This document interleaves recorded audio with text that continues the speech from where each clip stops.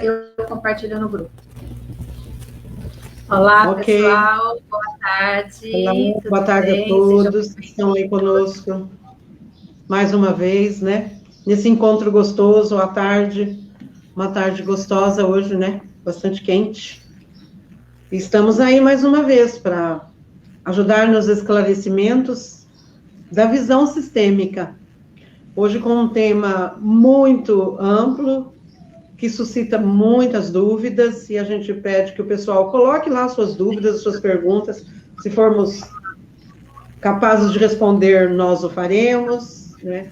E a ideia é essa, é criarmos um grupo onde as pessoas possam tirar suas dúvidas e fazer contato, né, com essa visão maravilhosa que, nesse momento, nos chega, né?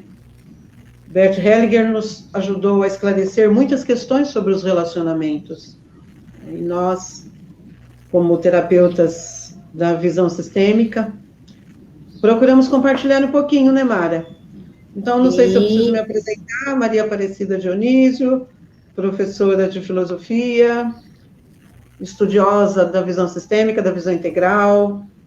Fiz formação com a Delmar Franco, lá no Instituto Evoluir, que é um lugar do meu coração, com a Mimansa, que também é do meu coração, e muita gente boa. E nós estamos aí para compartilhar um pouquinho. Sim.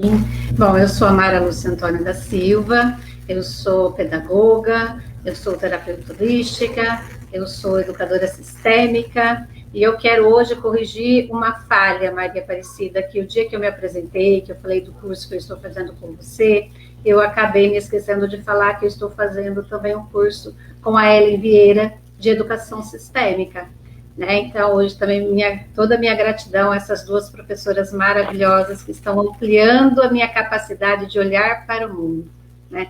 Estou aprendendo a olhar para o mundo com muito mais amor através de vocês duas. Então, minha gratidão às duas.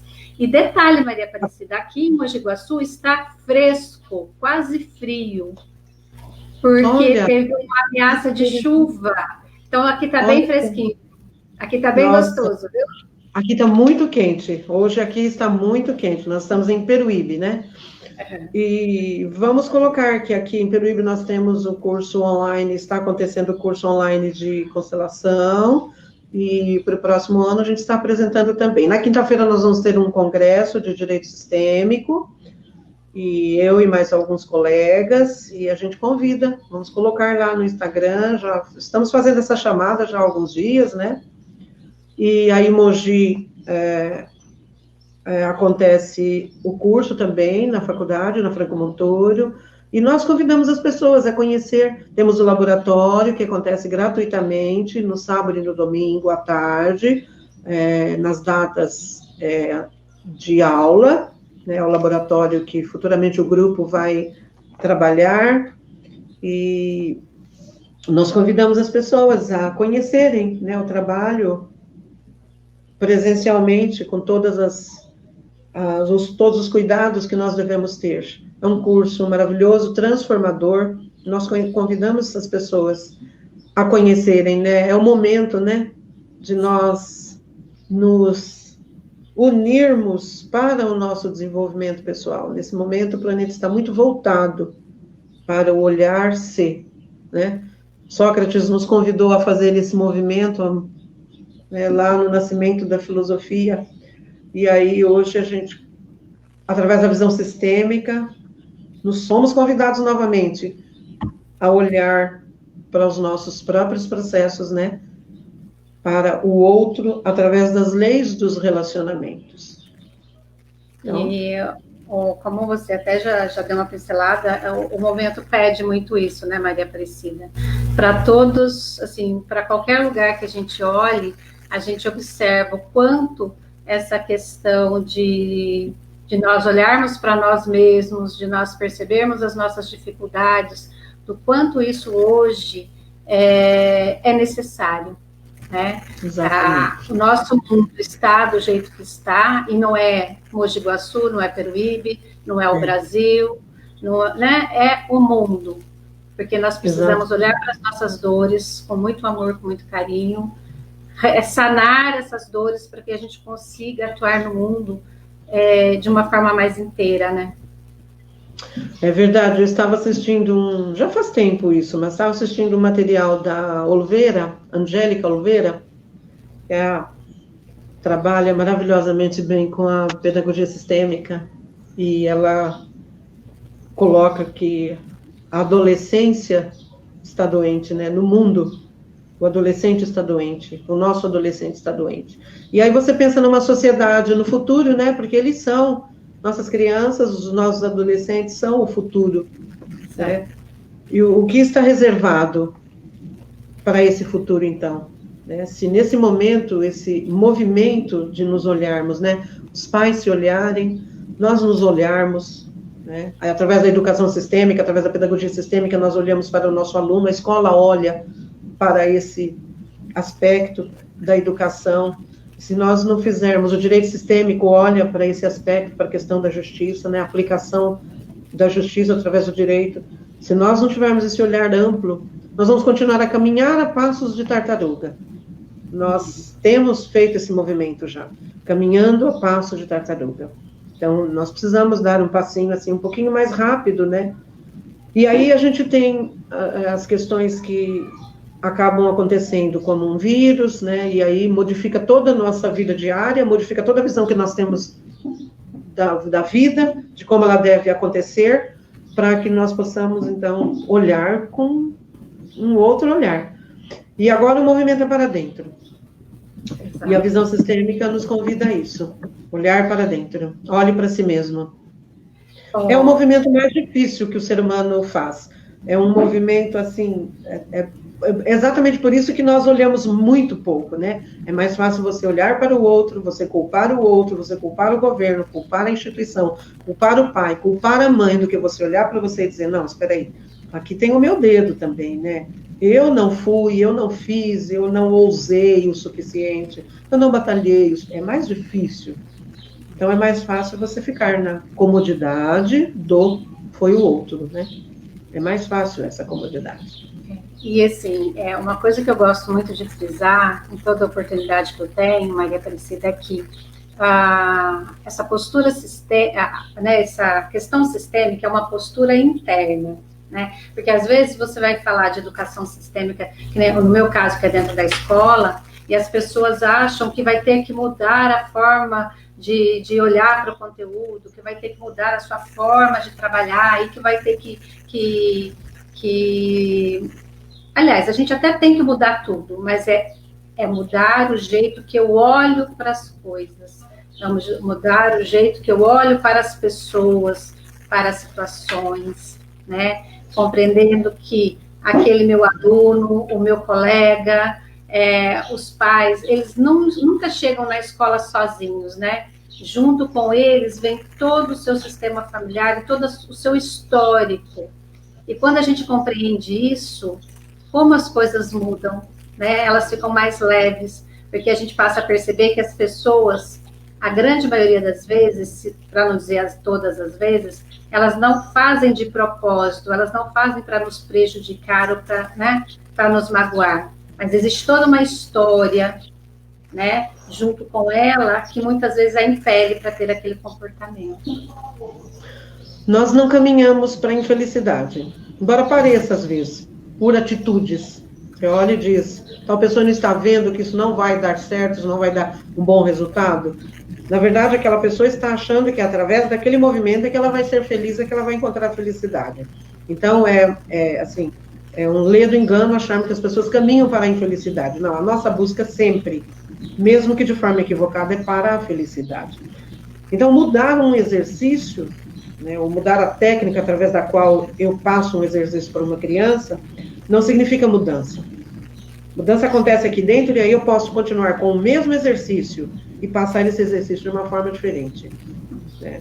Então, eu coloco sempre que eu fiz um trabalho numa certa sala de aula e onde o professor teve um pouco de dificuldade para olhar para isso, porque ele tinha dificuldade de olhar para as próprias questões.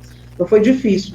E era uma pessoa que tinha exercícios riquíssimos, exercícios muito ricos, que a partir do momento que ela olhasse para ela veria a questão sistêmica naqueles exercícios e ela não ia modificar nada, ela não ia mudar nada. Ela ia dar aqueles exercícios agora com uma visão mais ampla.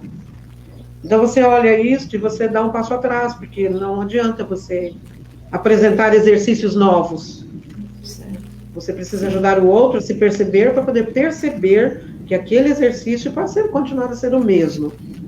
Basta apenas que ela mude alguma visão. Claro que tem exercícios específicos, isso é outra coisa. Mas não é quando a gente apresenta a pedagogia sistêmica, quando apresentamos a educação sistêmica, é dessa forma que acontece.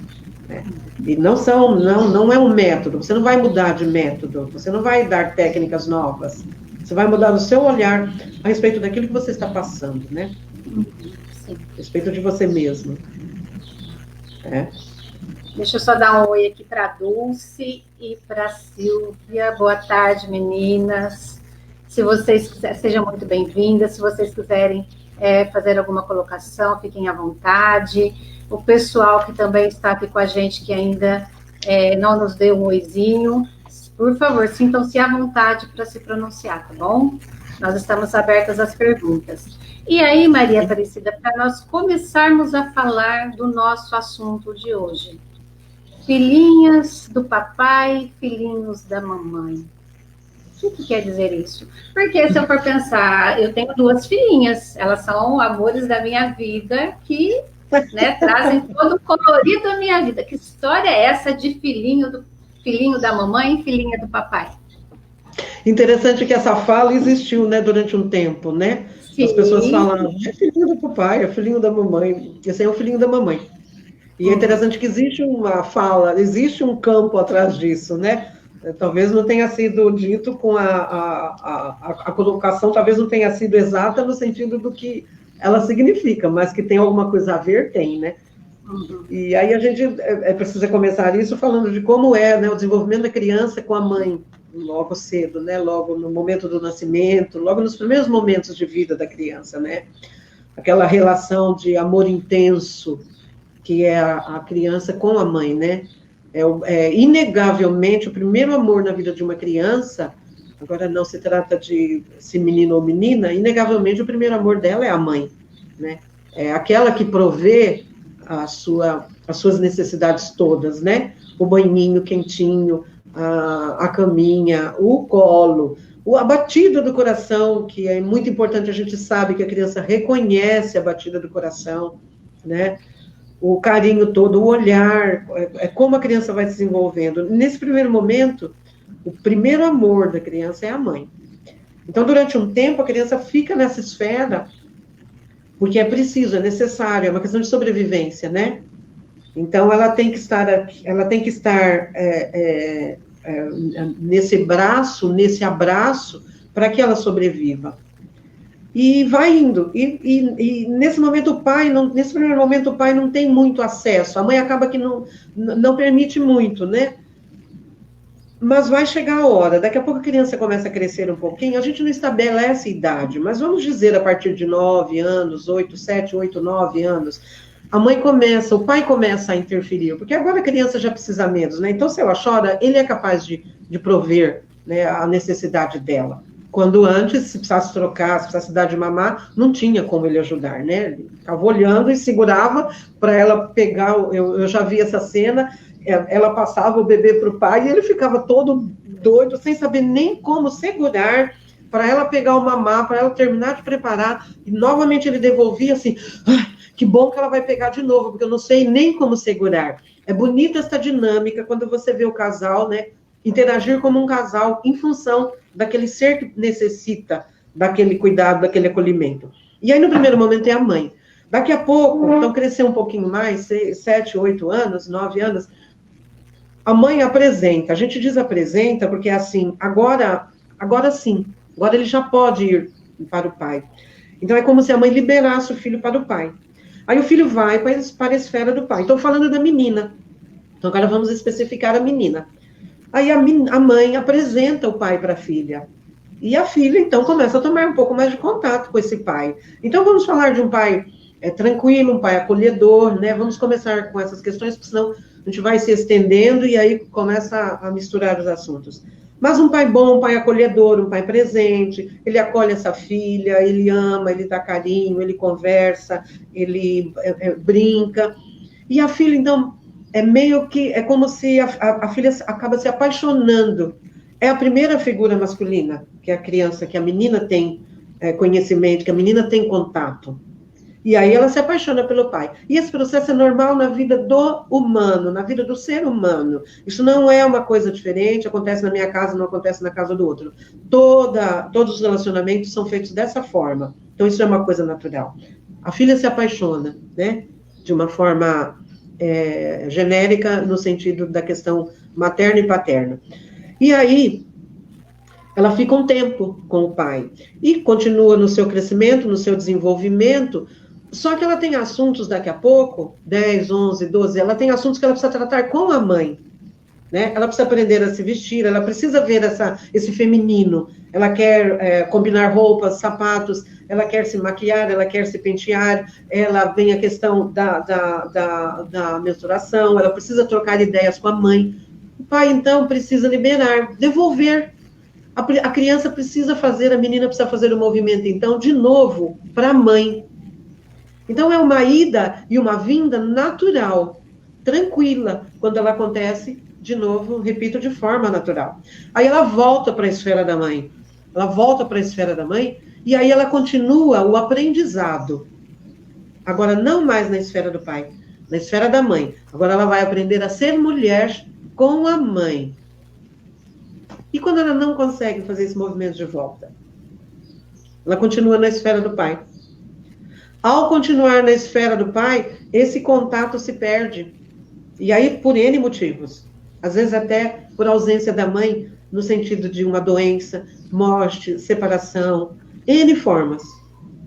Ela pode continuar e ficar presa na esfera do pai. Até por questões de onde, mesmo numa convivência conjugal, os dois ali juntos, mesmo os dois convivendo, a mãe nega qualidades do pai e começa a diminuir esse pai diante da filha. Mesmo nesse momento, a menina pode ficar na esfera do pai, dizendo: seu pai não faz isso, seu pai não faz aquilo, seu pai não age, seu pai deveria fazer isso, seu pai tinha que fazer que seu pai é aquilo, seu pai é aquilo outro. A menina acaba ficando nessa esfera e tem dificuldade para voltar, porque ela está vendo que alguma coisa ali está em desequilíbrio. E aí ela pode se tornar, ela pode passar a ficar nessa esfera, né, do pai, e passa então a acolher o pai como modelo masculino. E aí pode ir para a vida com este modelo. E imagina, né? Para uma mulher não existe homem perfeito, é só o pai. E para o homem não existe mulher perfeita, é só a mãe. E aí é difícil sair dessa esfera, né? Então, para a mulher é difícil sair para a vida, na questão do afetivo, buscando um companheiro. Ela vai sempre encontrar o pai. E aí é difícil, porque ela vai jogar as expectativas no outro, no companheiro, né? No relacionamento afetivo, a mesma expectativa que ela tinha com o pai, de um homem perfeito, mas é só o pai que pode dar a ela isto, né? Aquilo que ela considera perfeito. Um relacionamento, não. E aí é pesado. E aí pode realmente acontecer separações. Então fica difícil o relacionamento dela com o masculino na vida afetiva. Ela tem uma certa dificuldade em trazer isso para a esfera dela, porque ela ficou presa na esfera do pai. Então, tem momentos que a gente, quando olha e percebe isso, né, numa constelação, fazendo algum atendimento, a gente pede, né, que, se não me engano, nesse final de semana nós tivemos uma constelação, onde a gente pediu que a mãe liberasse, você pode até falar em outra linguagem, mas você pede que a mãe olhe, que o filho olhe para seu pai, e olhe para sua mãe como mãe. Eu sou apenas sua mãe, ele é seu pai. Esse é seu pai, e eu sou a mãe, a sua mãe, só a sua mãe. Né? É uma forma de... Pois não. Aí a gente começa a compreender como a alienação parental ela é grave, né?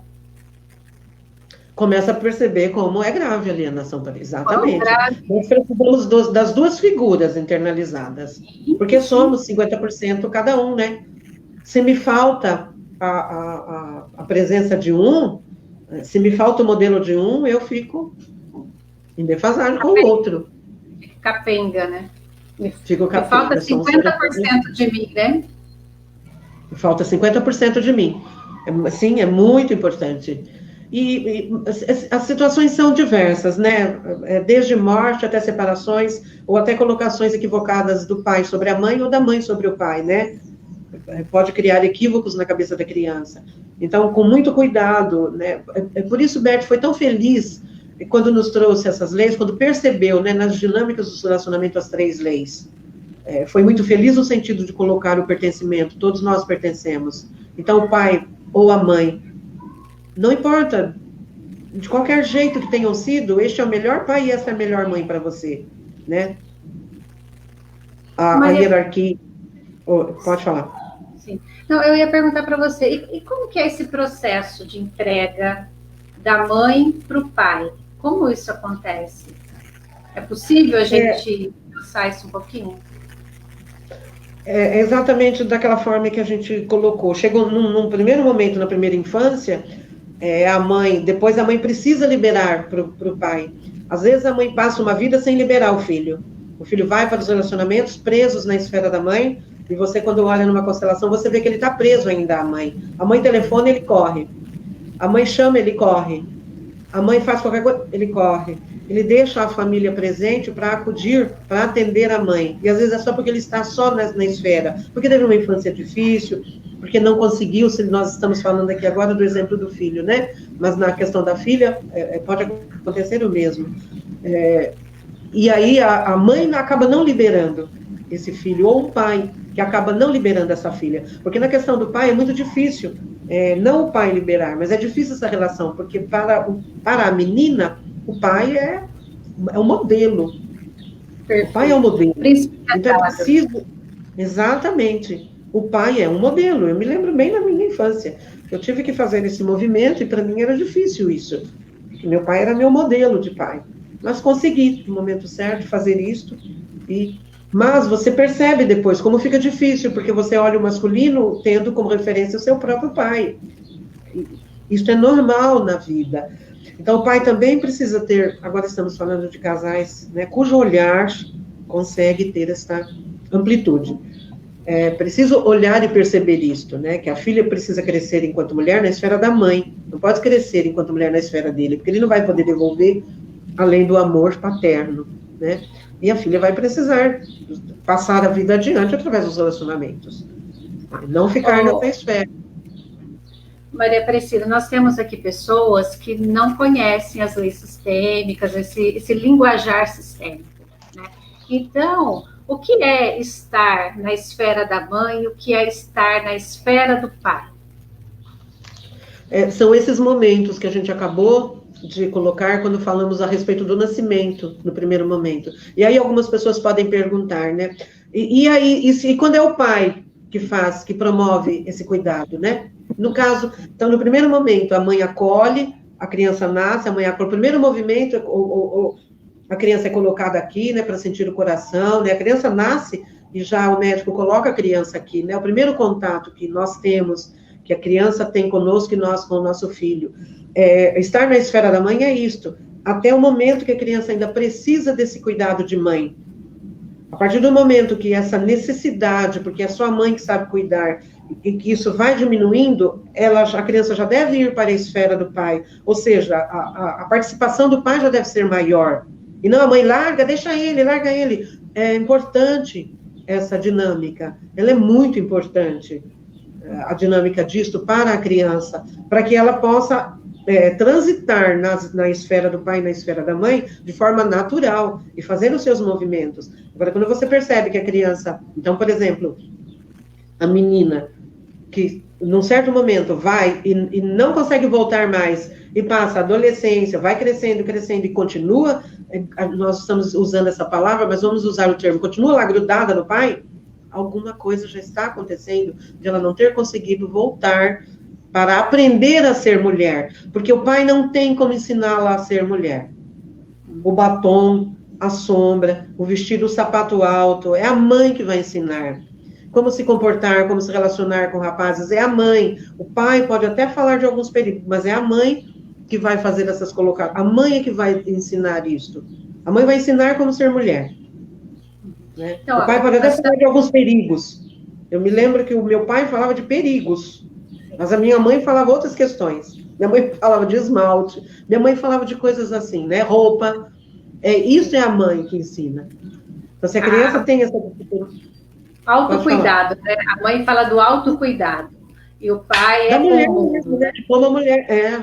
O pai não tem como ensinar a menina a falar de coisas íntimas. É difícil para ele falar isso. É a mãe que vai falar isso, né? Essa é a esfera da mãe. Então, assim, brinquei com uma irmã minha esses dias e disse assim, libera esses meninos, eles estão direto, foi uma colocação, aqui não entra se estão nesse campo ou não, porque eu não fiz esse pensamento. Mas eu brinquei e falei, põe esses meninos para cozinhar na casa do pai. Eles tinham ido cozinhar na casa da mãe. É isto. Né? Vão cozinhar lá. Então, assim, fazer um churrasco lá com o pai, coisa porque são rapazes. Coisa masculina. Mas por quê? Não é porque é coisa de homem, aquela coisa de preconceito, aquela coisa machista. Não é isso. É para que fiquem na esfera do masculino. Para que entrem neste mundo masculino. Né? Para não ficar só na esfera da mãe. Porque senão fica sem perceber. Falamos bastante das filhinhas do papai. E os filhinhos da mamãe? Exatamente isso que a gente acabou de dizer, né? Quando o filho... A diferença é que o filho, ele sai da esfera da mãe e vai para a esfera do pai e daí para o mundo. Então, o caminho é esse, né? Mãe, pai, mundo. O pai apresenta o filho, a filha também, para o mundo. O pai orienta para o trabalho, é o pai que fala de trabalho, é o pai que fala da vida social, é o pai que coloca isso, né? Nós estamos falando hipoteticamente, tá? Não estamos entrando em questões onde existe a falta deste. Vamos, por enquanto, ficar nessa esfera, que senão começa a complicar muito. Para quem não ouviu, né, nada a respeito. O pai é que faz esse momento de transição, o pai é que apresenta para a sociedade. E o filho, então, é mãe, né? Pai e vida social, mundo.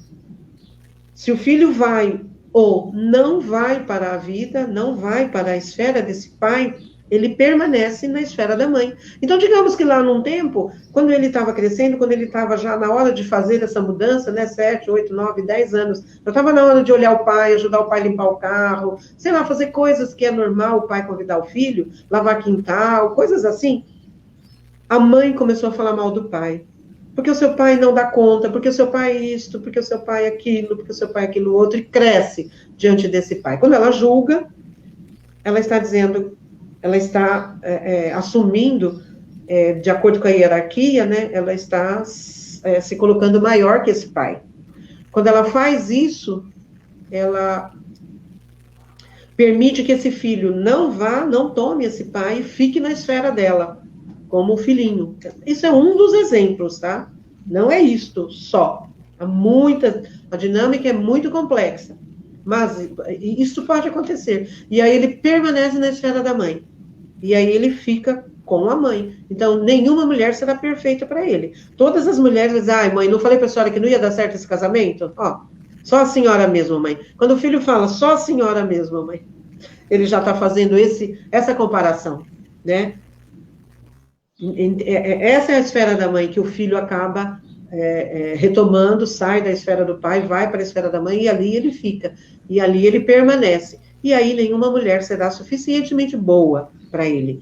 Ou então o contrário, acontece também de ele não continuar na esfera da mãe, tem bastante relacionamento, se relaciona muito bem com as mulheres, namora bastante, mas não casa, não assume responsabilidades, não permanece na esfera de formar a própria vida, o próprio sistema, avançar, crescer, né?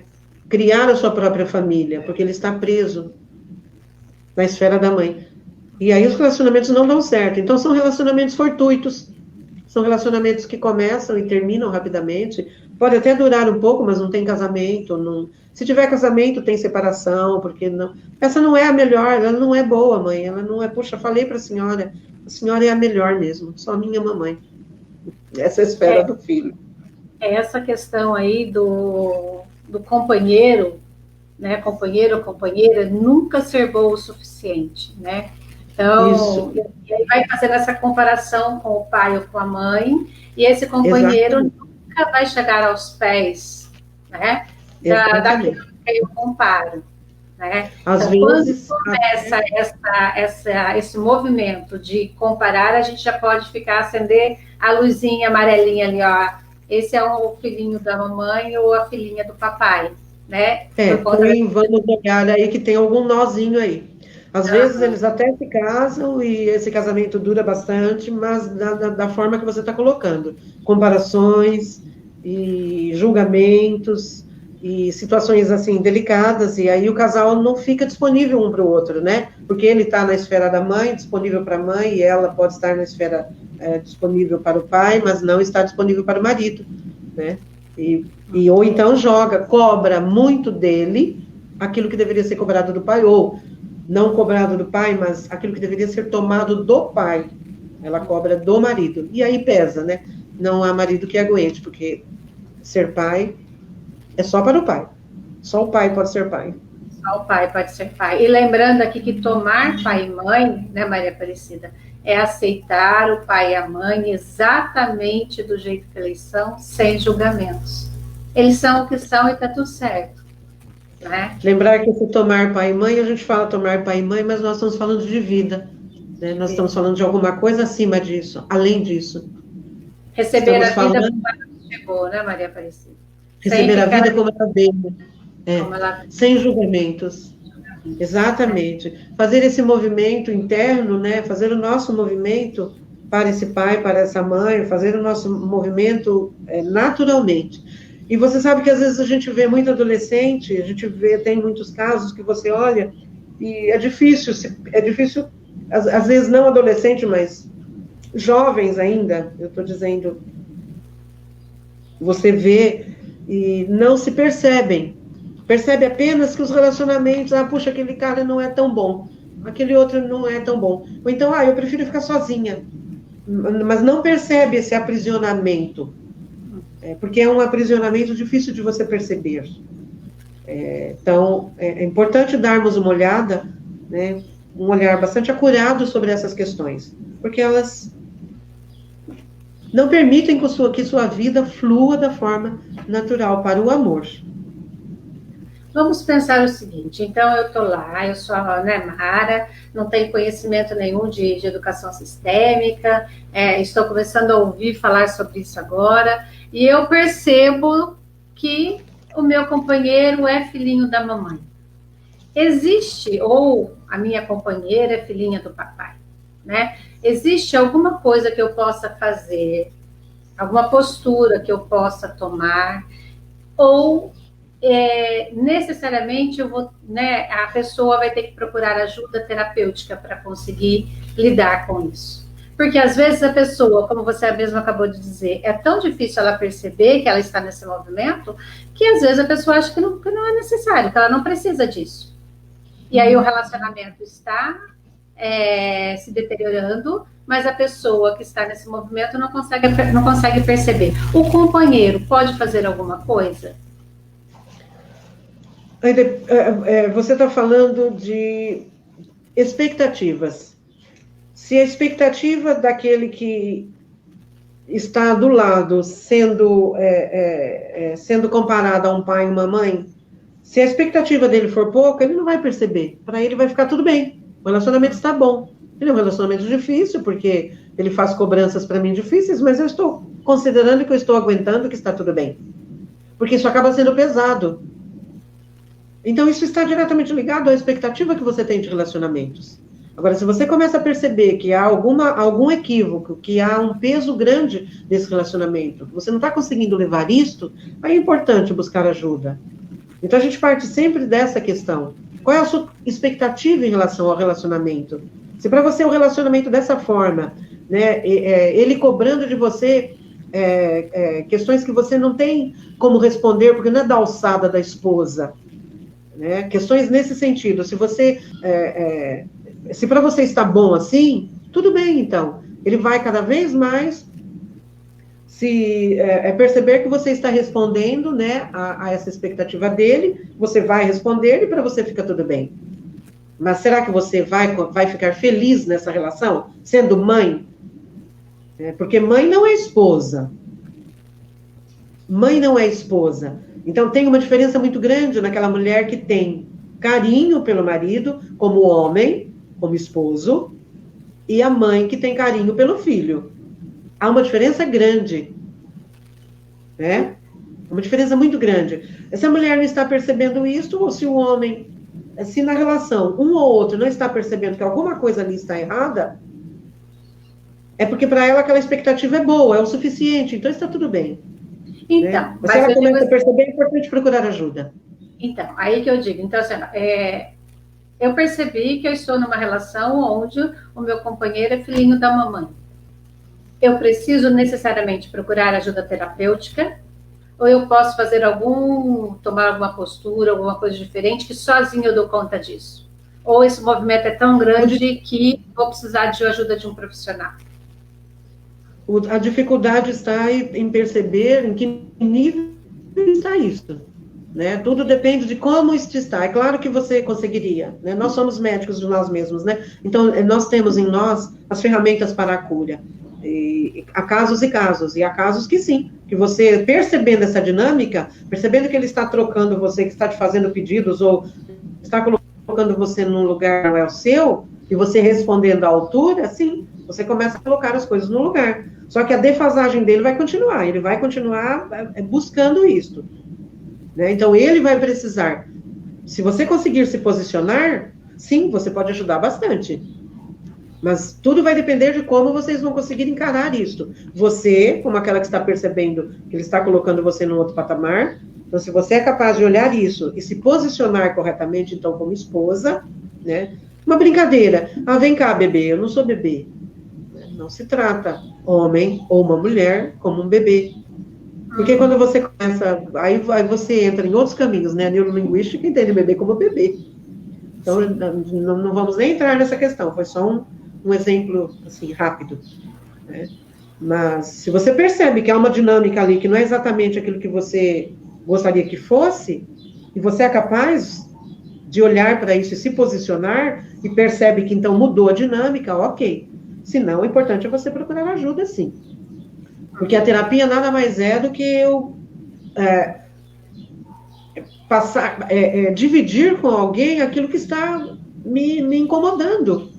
Né? A terapia não é nada além disto. É fazer com que eu veja alguma coisa que está em mim e que eu não vi, que eu não percebi. Porque por que você está atraindo isso? De repente você também é filhinha da mamãe, né? Filhinha do papai, quer dizer. De repente você também é, e você não percebeu isso. Entende isso? A dinâmica, às vezes, é inconsciente. E no inconsciente, às vezes, a gente não percebe. Às vezes, nós não percebemos que a dinâmica é esta. Sim. Mas é possível nós estudarmos? Sim. É possível, sim. Quando a gente procura um profissional, a gente precisa, assim, pensar que esse profissional está preparado para me ouvir, perceber aquilo que eu não percebo, e me munir de estratégias e ferramentas para que eu vá lidando devagarinho com aquelas dificuldades. Né? Exatamente. Porque há situações que, à primeira vista, para mim pode parecer muito simples, mas que quando eu começo a olhar de verdade para essas dificuldades, eu começo a perceber que ela é grande e que eu preciso ir dando um passinho de cada vez. E aí entra o profissional, né? Vai dosando, vai dosando essa caminhada, vai dosando as estratégias, vai me munindo de recursos para que eu consiga lidar com tudo aquilo. Né? Munindo você de recursos, exatamente. Porque não basta, quando nós falamos de constelação, as pessoas às vezes procuram constelação achando que a constelação é o milagre e ela vai promover a mudança. A constelação limpa um aspecto energético, a constelação limpa um campo, ela nos mostra caminhos. E aí, através dos hábitos que eu adquiri, dos vícios, de crenças limitantes, aí eu tenho força para trabalhar em cima dessas questões. Porque essas são as questões da vida diária. Aí sim, aí eu posso visualizar um caminho e trabalhar com isso. Exatamente esses recursos que você está falando, que eu passo a adquirir. Esses recursos estão aqui dentro. Então, se eu quero Eu preciso apenas saber onde estão esses recursos e como utilizar naquela questão. Porque não basta um movimento para o filho ou a filha sair dessas esferas, porque é difícil.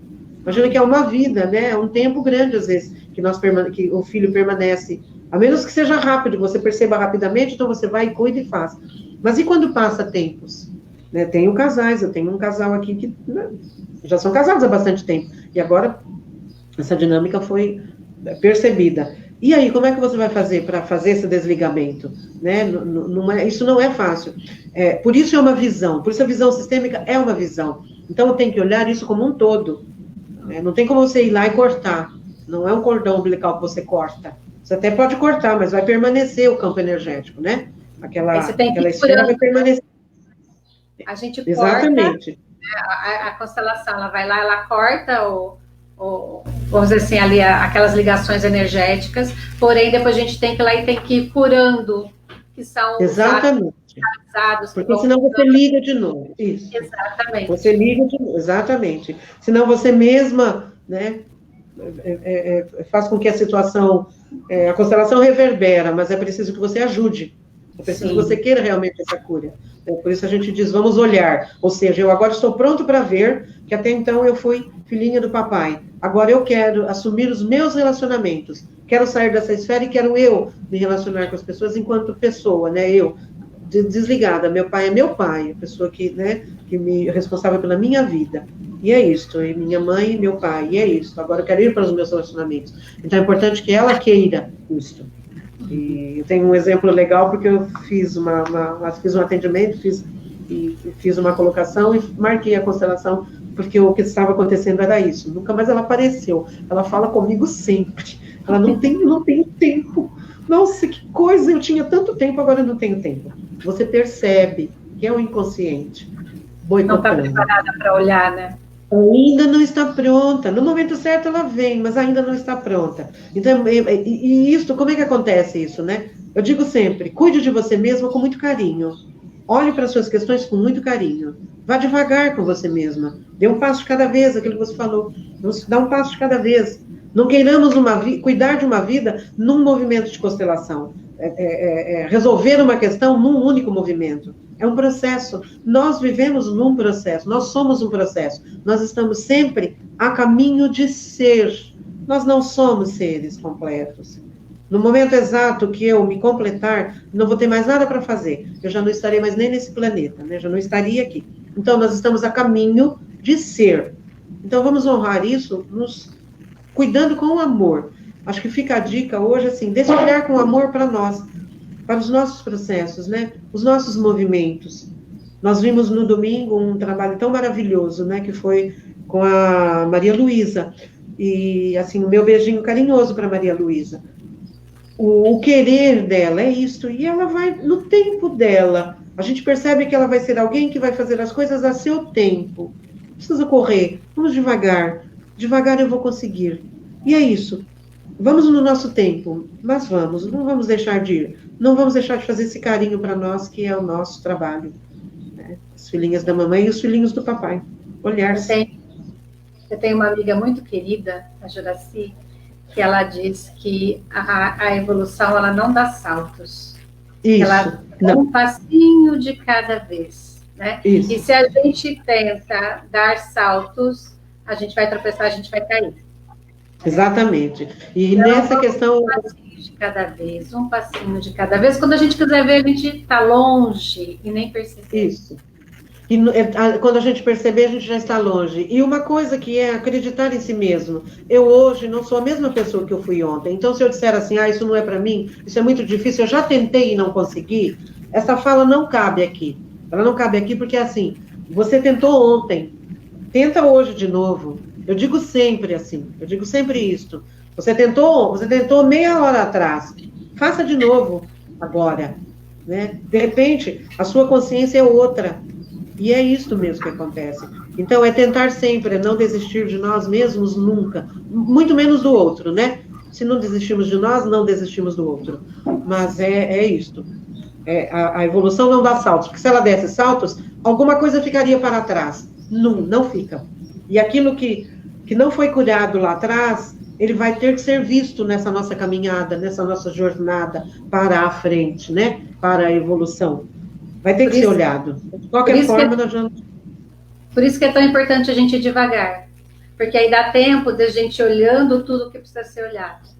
Né? Que eu olho uma questão hoje, eu dou alguns passos, aí dessa questão que eu olhei aparece um outro detalhe que eu olho também, e eu vou progredindo enquanto pessoa, né, enquanto ser espiritual que sou, devagarinho. Quando eu quero ver, eu me transformei em mais coisas do que o motivo pelo qual me fez começar a caminhada, né? Exatamente, exatamente. Eu mudo como um todo, né? Porque nós mudamos como um todo, nós não mudamos partes, nós mudamos como um todo. Através das partes eu mudo o todo. Sim. É uma dinâmica bonita, é uma dialética muito bonita.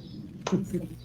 Muito 10 isso, né? Ser humano é, assim, maravilhoso nessas questões da transformação, porque nós transformamos aquilo, se você está disponível para isto, todo o resto acontece. É preciso apenas que você movimente através do seu querer. Então, a vontade, iluminemos a nossa vontade de querer dar esse passo. E todo o resto será acrescentado para nos ajudar. Fica a dica. Fica a dica. Maria Aparecida, eu acho que nós já podemos começar nos despedindo, já são 46 minutos, quase 47. A não ser que você tenha alguma coisa mais que você queira acrescentar. Sobre isso, a gente pode só continuar, né, no próximo momento, falar um pouco mais, porque não falamos quase nada. E aí, se o pessoal pessoal dar uma olhada e se tiver perguntas, fazer os questionamentos, que nos ajudam bastante. E lembrar que temos cursos e estamos aí preparando bastante coisas, né, para apresentar para as pessoas. Então, só vai nos honrar aqueles que estiverem conosco nesses momentos. Estamos preparando grandes coisas, né, para o próximo ano. A Faculdade de Franco Montoro já tem o curso de constelação, irá abrir novas turmas. Então, estão todos, né, convidados a participar, né, a fazer parte deste grupo que está querendo olhar para o mundo com mais amor. E nós também somos terapeutas, né, Maria Aparecida? Estamos disponíveis para aqueles que sentirem necessidade de olhar para si mesmos. Eu atendo aqui em Mogi Guaçu, né, no Espaço Mahadeva, ali perto do Hospital São Francisco. E também atendo online. Aqueles que não quiserem presencial, preferirem online, eu atendo online também. Né? Depois eu vou colocar meu telefone, o endereço do Mahadeva direitinho no vídeo, ali na programação. Então, assim, sintam-se muito, muito bem-vindos, sintam-se muito bem acolhidos, e nós estamos aqui disponíveis para ajudá-los na caminhada, se vocês assim se sentirem convidados, né, a percorrer esse caminho. Eu sou terapeuta também, terapeuta reikiana, nível master. Faço atendimentos também online, nós temos grupos online, hoje mesmo teríamos um grupo onde nós estudamos o movimento do espírito no planeta.